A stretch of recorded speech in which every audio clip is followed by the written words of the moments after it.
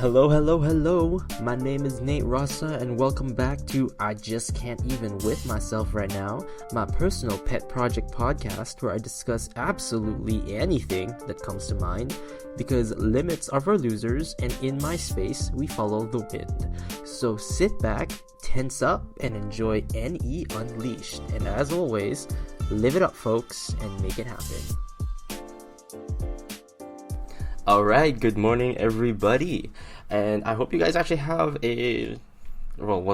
a good night. I don't know how to say about me. I'm on my second cup of coffee, and because of that, I have the capacity to function as a human being. So, now do I rely on coffee necessarily? I am afraid to say yes, because I have a feeling that I am relying too much on the coffee. That is until I probably get stressed out and too much, and I'd be like, no, I'm gonna be a perfect human being. But moving along, that's actually not what I'm going to talk about. I'm not talking about coffee. What I want to talk about actually is age.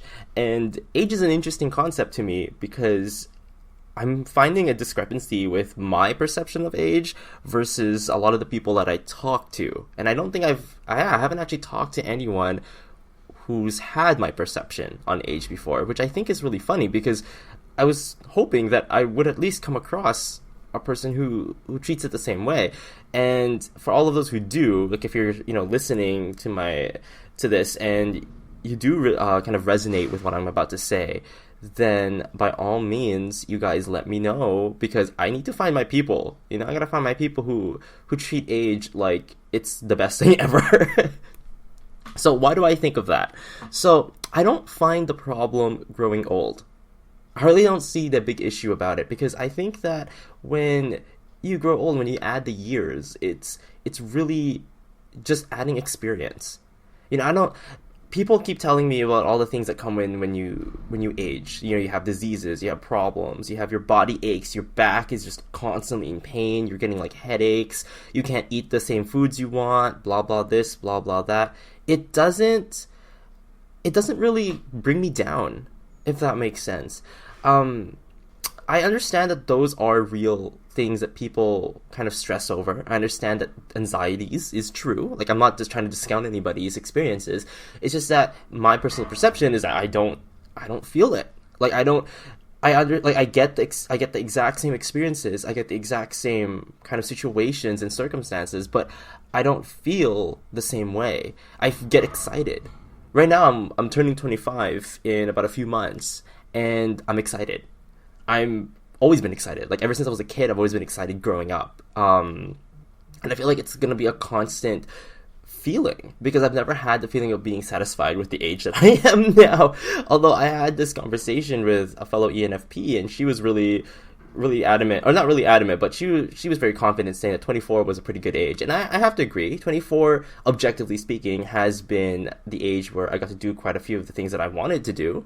But actually I wanted to add that with that, I also had a lot of restrictions also, because when you're young in your 20s, you're still trying to figure yourself out, surprisingly so.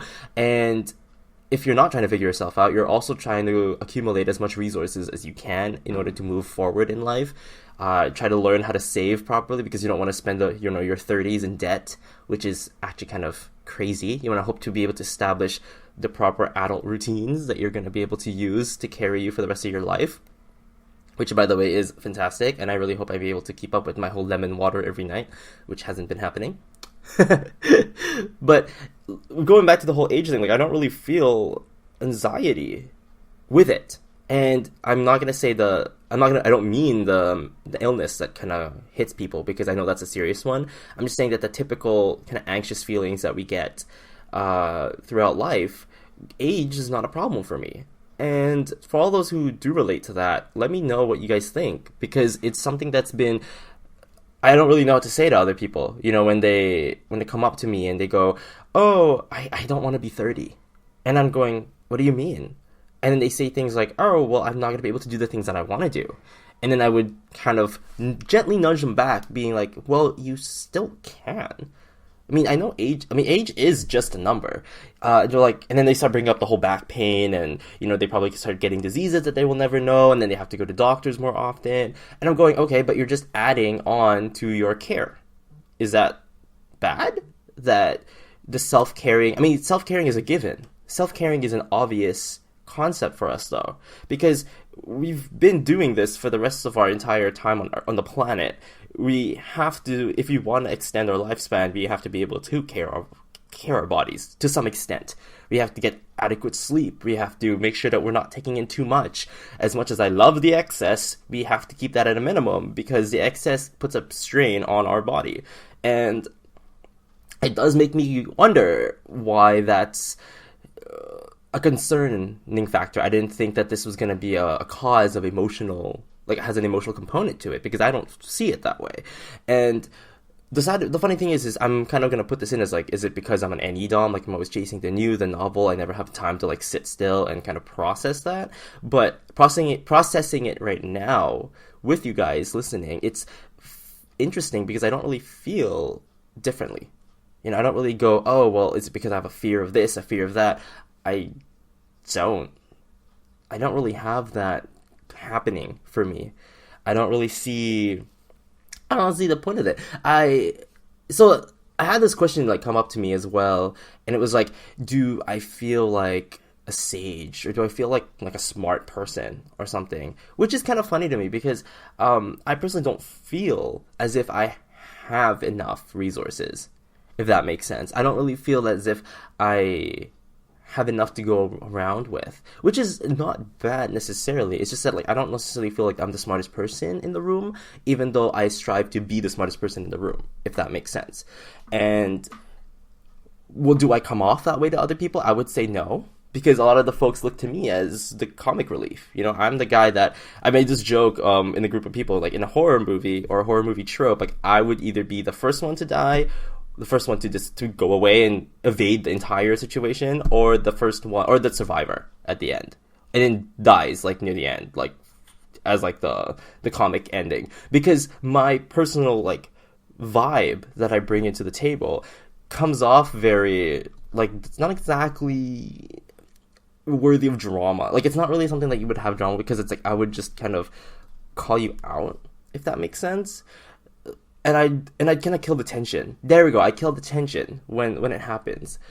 So how that relates to the thing is just, I don't project a vibe that I'm a sage or some kind of scholar or some kind of academic kind of presence. I'm more of the smiley guy, that you show up and you feel like you could talk to me.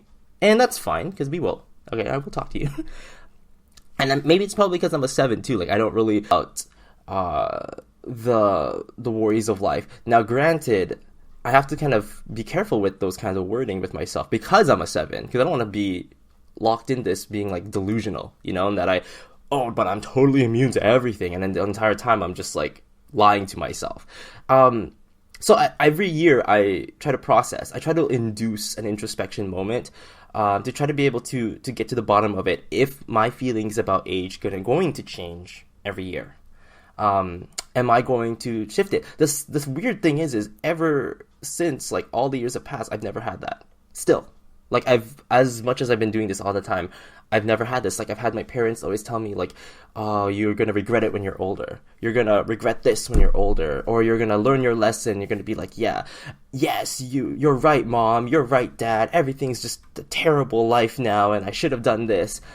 To me, it doesn't make sense to say those things, because should imply that I had an expectation, should imply that my idealized perception of the world is the reality that needs to happen.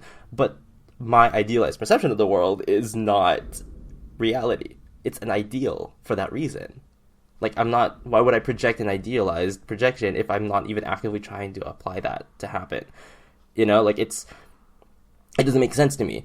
If I were to apply something, I would have to keep in mind the limits that reality offers. Like, there's always going to be in the back of my mind a situation where I could die tomorrow, or I could die today. That's definitely there. There's also going to have a process about, like, what is up with life, like, what is up with how it's going to affect me. I don't really see, like, that I don't know, like I don't, every year I don't have that problem. So I don't want to say I'm confident that I'm not going to have this problem when I hit my 30s, which if I'm continuing this podcast even into my 30s, by all means, like, let me know, or like I will let you guys know if the world has changed by then. I mean, I've been reading up on Graves' theory every now and then, and like Claire Graves did that whole really long study where, you know, in every 10 years he asked a person what their meaning of success is. And I don't know how that goes for me. It'd be really fascinating to see that be applied and see how I changed throughout the years, because it would be really cool to kind of process and even like go back to previous episodes and previous like videos and to watch how far I've come. And I think I think there's something good about that. And I'm really excited. And see, like, I don't know if you guys can tell in my voice, but I get excited when things like that come up. So I don't really know if, you know, if I should be worried. Or if, when I do worry, it's not a negative thing. It's like a positive worrying, if that makes sense. You know, like, it's a worrying knowing that it's a part of life, and I'm fine with that. And you know, looking at trying to apply other systems, like personality systems, into the process and trying to see if I can wrap my head around it, I think I'm going to be content knowing that it's probably because there is some kind of ignoring, I don't know if it's ignoring NI, role SE being like just taking it for what it is, or is it just me like being more receptive to the NE or the SI or whatever, and like just to make that happen, because I'm not sure, you know, like I don't know. I don't understand. I don't know what could happen and all that good stuff. So yeah, it's like, it's really, and back to the whole like me projecting like that sage thing. It's kind of funny to me because I don't really know if I'll ever. That's the one. I mean, that's probably the price to pay being an NE dom. Like, I don't really know exactly either what kind of image I'm also projecting to the world, because do I come off as the old man? No. I know lots of friends who they're really young. You know, they're like probably just graduating high school, and people look to them for advice because they have NI. You know, and if they're not NI, they have SI or they have SE, and they're just really good at just giving the good advice. I'm not taking that role. I live in the world of possibilities and the realm of potentials. So whenever you ask me, every answer you will get is always going to be open-ended. I will try to give you a conclusion, but every now and then I'm going to like tweak it a bit to keep it open-ended. And that's just kind of like a bad habit of mine, but also very part of how my cognitive process works. And like being aware of other types has allowed me to like give you guys the proper conclusion that you probably would appreciate. Like, I know the TJs and the FJs in the house would want to hear that more. But my standard, my default isn't like that. So it's funny sometimes, though, that when I see people who kind of go to these people for advice, and this isn't a shade, by the way, this isn't a shade to them necessarily, just that my SI has grown to gain experiences with my ND. Like, I've been pushing myself to explore as much as I can. So when I give advice, it's very FI based, like it's very from my personal experience, it's very like gauging distances, all that good stuff. But because I don't give off the vibe that I'm a sage, nobody really comes to me for advice. Which, by the way, is okay, actually. Looking back into that, that's fine. Not because I'm some selfish person, but because I feel like if you really were to come to me for advice, it's either you've seen that I have the potential to give you the right one, you trust me with this information, or you chanced upon me accidentally. Using the system of the gods and goddess archetype, I relate heavily to the Hermes one, where I don't go out and help people, if that makes sense. I kind of show up when people are having problems and they need help, and I'm just like, oh, hey, you look like you need a hand. You know, that's kind of my deal. I don't actively come off like I'm trying to be some kind of, look at me, I'm the Mother Teresa of my friendship group. Like, I'm not, actually. I have people who are like that. There are type 2s in the Enneagram system in my friend circle who fulfill that role very nicely. And that's okay. But like, I just find it hilarious that that's kind of like how it became, or how it came to be. It's just kind of interesting. I kind of just feel like my place on the planet is to just be my best and to have fun doing it. if that makes sense. I know that like the pressure, the stress, the tension, like I learned that really when I was young that this is going to happen to me, like there are going to be anxieties. And since I've known it and since I'm aware of it, I don't really see why I can't, deal with it now.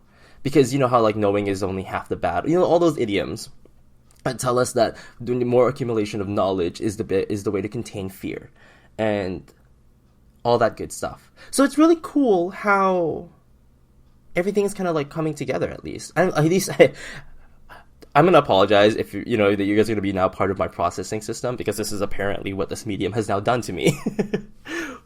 So age, I'm gonna say that I'm gonna go back to that full circle now that I've babbled along all kinds of these contexts. There's also that kind of follow up on fear of death. I've spoken with a few folks who've talked about fear of death. They've talked about death in a sense that's kind of difficult for them to kind of process, or difficult for them to accept. And that's gotten me really interesting, or intrigued, very much so, because I don't have that. And I think it's another part of a factor in about my conception of age, because I don't have that problem. I live my life knowing that I will die. Like, I'm not denying that or rejectful of the death concept, but I'm also not against accepting it with open arms, if that makes sense. Because if I died tomorrow, I died having had fought my all, having done my best. And that's kind of like where, well, let me elaborate a little bit on that. Death, to me, is like a resting period. I don't really believe in things like the afterlife. Like, I don't really think of those things. I don't think of that as necessary to my contentment, my satisfaction, my happiness. I think the belief system is, for the most part, kind of useless in my end. However, and that's the reason why I say that, is because death, to me now, my perspective of it, is that I think that when you die, it's the complete opposite of life. Therefore, because it's the complete opposite of life, it is the void, it is the nothing. And because it is the nothing, it is a place of rest, eternal rest, where I don't have to worry. I don't have to deal with the stress that life has given me. And it's given me this perception that, like, that's why I should enjoy life. Because life has all the goods, the bads. You say your oath to your loved one when you get married, like, till through thick and through thin, from death you part, blah, blah, blah. I mean, that is life. We're unfortunately married to life for the rest of our lives, and death is the only time to free us. And freeing us from that is freeing us from the constant action, the movement, the motion, the emotions that go away when we die. And I think there's something comforting about that. There's something comforting having done your best and you get to rest. And to me, it's the argument kicks in where, like, well, why don't you just go ahead, why don't you just embrace death then? And the thing is I don't want to do that, because to me, that eternal rest is a reward.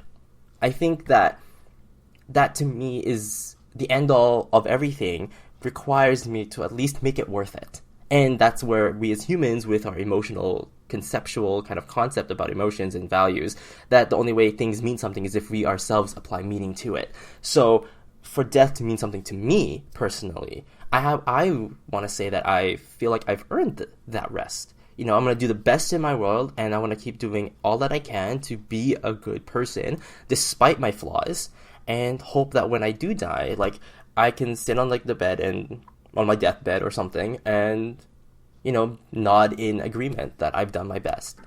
Frankly, I don't want to leave knowing that a lot of folks are suffering around me, because that's, like, definitely not on my mind, and definitely not going to be on my list of things to forget. And that's why I think concepts like forgiveness and like forgetting is actually very easy. Forgiveness I like to give for free. A lot of the times I don't ask you to do something for me. I don't really see the point in that, because when we do die, it doesn't really matter.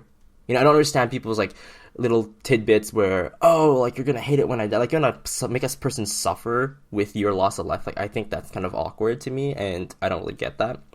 So I really think that it's really important to understand that if death is the end all and it's the rest period, then aging is fine. Aging is your pathway towards rest. And because it's the pathway to your eternal rest, then you get to do all the things you want to be able to do. You be the best person that you can be. Apply the strengths, kind of generate yourself, like all the productivity, all the power that you can ever attain, and become the person you need to be, want to be, whatever, so that when you die, everything's good. And I think that's kind of a lesson that I've been observing people. A lot of folks who die happy, if that makes sense. And I kind of want to be one of those people. And I also want my funeral to be a party, if that, I'm just going to put that down there, okay? Like, I want everyone to be a party. I want to celebrate the life that I had. And I think I want everyone to have that experience. I want everyone to celebrate life and celebrate it for because I feel like people kind of like to apply fantasies a little bit. And I'm not discounting the writers and the fantasy authors out there, because you guys make life a lot more interesting than it actually is. And that's cool too. I'm a fantasy writer. I use it to process my emotions sometimes. And it's kind of funny to kind of play that all around in my head, because I'm going, oh, well, here we are, right? Like, we've done our best to contribute to as much as we can to the lives of the people we've touched, metaphorically speaking, because what? So that's why it's kind of funny that I've never really, I guess, understood the anxieties that other people kind of go through. And I think that's why I wanted to make this podcast or this episode, because I think it'd be really interesting to kind of express myself through this medium about my kind of belief system on that, because I really think that it's very important to like appreciate the things around you, because I have such a hard time doing that as well. I like to move around really fast, and granted, I'm not an SC user, so I'm basically just like flexing right now, but I do like to keep moving. I like to keep mobile. It's really hard for me to sit still. So to have that, I feel like I'm too young. I still feel like I'm too young to handle the future, which is kind of funny, because I feel like a lot of the times I'm doing is preparing. And I don't know if this is so much as I'm not backtracking, because I still don't feel the stress and anxieties. I'm moving along life, having had that truth already. Does that make me wise? I don't know. Does that obviously will not give me the vibe that I am wise, because you'll always see me as this person that's bright, like always, oh, hey, how are you? Good morning. Everything's good stuff. And I mean, it is, right? Like, what's the big deal? What's the problem? It isn't. There isn't a problem. I don't see a problem, actually. Everything's all good in the hood. So, I think it's just really, how did I come across this death concept? Like, why do I have this? I actually can provide a source, actually. Back in high school, I was in art class. And I don't know why I took art class for 5 years. I didn't really think that I was actually going to love writing more, but I took art class. And maybe because I thought that there was a way I could be able to bring out my ideas onto a piece of paper. I wanted to be able to learn the techniques to be able to, because like if I don't know, I didn't feel like I relied or necessarily wanted to rely on other people to produce the ideas that I wanted onto the world. And so because of that, I didn't want to kind of do that. Like, I didn't want to like make that happen. So I was kind of, it's not really important to me necessarily. But, alas, what ended up happening was that, so I took it for 5 years. And let me give you guys the context of why this is relevant. So every year in art class, I got the same teacher. Now, he has a particular formula when it comes to producing artwork. So every month is a new project, because you have 9 months of school, give or take. So with 9 months of school, you have to be able to produce at least, or he gives you a brainstorming period for the first 2 weeks of that month. So let's say in September, you have 2 weeks of of brainstorming. You are expected to fill up at least 5 to 10 pages of ideas that you're going to be able to pick your final one. And then the last 2 weeks of that month would be producing the artwork. actually making it happen, whether that be through linoleum like printing, painting, like sketching, drawing, even collaging and scrapbook. Like there's a lot of different varieties. Now, let me give you guys the hilarity. The theme every month or every year has been death, guys. Ladies and gentlemen, and other folks, it's death. That is the theme every month and every year.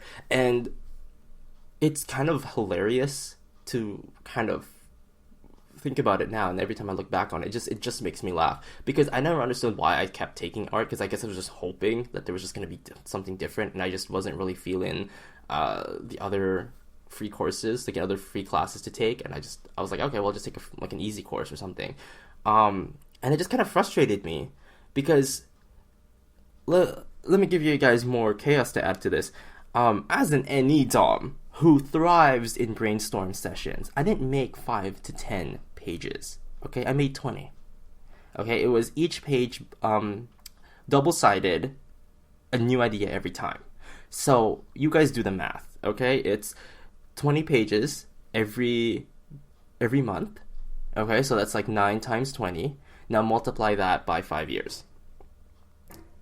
Like, that's just how it was. That's just ended up. So I literally had so much ideas on death that I was just kind of sick of it. I was just like, what is the fascination with death?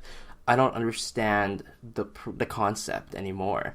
So a part of me believes that this shaped my perception on how I am as an adult now, which I don't know if you guys ever be exposed to that kind of...